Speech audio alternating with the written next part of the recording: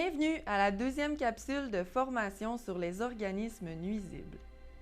Quand vient le temps de se débarrasser d'un insecte, on peut trouver toutes sortes de conseils sur le web dont les résultats ne sont pas nécessairement prouvés.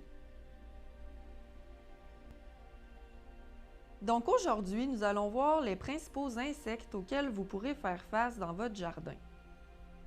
Plus précisément, nous allons voir les dommages qu'ils peuvent faire et les méthodes de lutte spécifiques à ces insectes. Un ennemi commun dans les jardins est la limace. Elle attaque toutes les parties d'un plant et fait d'importants ravages. Certains d'entre vous ont peut-être entendu parler que les coquilles d'œufs régleraient le problème. Eh bien, c'est faux. En fait, ça a même tendance à les attirer, dû à l'odeur de décomposition. Une bonne solution est d'appliquer des granules de phosphate de fer. Vous pouvez vous en procurer chez Canadian Tire. Un autre insecte qui peut causer beaucoup de dommages sur plusieurs légumes est le puceron.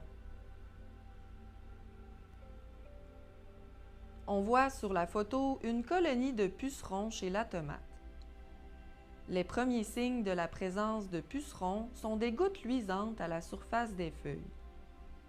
Vous pouvez utiliser le savon insecticide pour les éliminer. Un autre ennemi commun dans les jardins est la fameuse bébite à patates. Son vrai nom est le doryphore.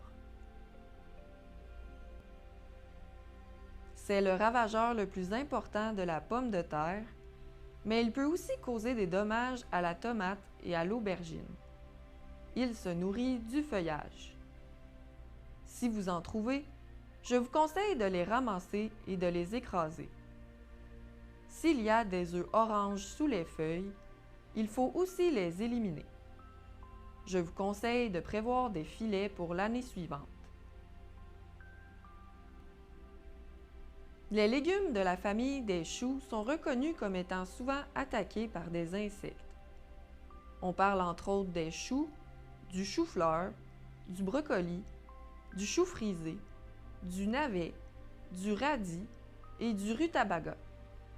Les chenilles vont entre autres grignoter les feuilles et laisser des excréments. Si vous avez des problèmes avec les chenilles, vous pouvez utiliser du BTK. C'est un insecticide biologique mortel aux chenilles qui ne dérange pas les autres insectes. Il est aussi disponible chez Canadian Tire. Il y a aussi l'altise qui peut laisser des plus petits trous sur le feuillage des légumes de la famille des choux.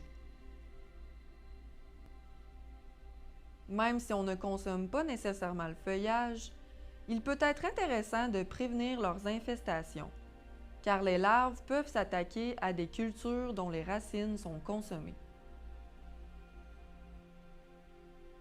La mouche du chou est aussi un insecte dont les larves vont creuser des galeries dans les racines et elles peuvent aussi s'attaquer au feuillage. Le meilleur moyen de contrôler ces insectes est l'utilisation de filets. Attention! Il faut savoir reconnaître les bons insectes prédateurs dans un jardin. Mis à part les coccinelles, les araignées, les guêpes, les abeilles et les bourdons, les carabes, les staphylins, les cantharides, les taquinaires, les nabidés et les chrysopes sont aussi de belles présences à avoir dans un jardin. Je vous conseille de vous procurer quelques plants d'œillets d'Inde à répartir un peu partout dans votre jardin. Leur odeur prévient les infestations de plusieurs insectes.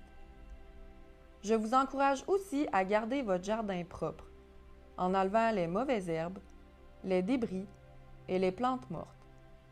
Beaucoup de mauvaises herbes attirent des insectes ravageurs. Voilà! C'est ce qui met fin à la dernière capsule de formation pour la première année du projet. En espérant que vous vous sentez mieux outillé pour la prochaine saison à venir. Bon jardinage!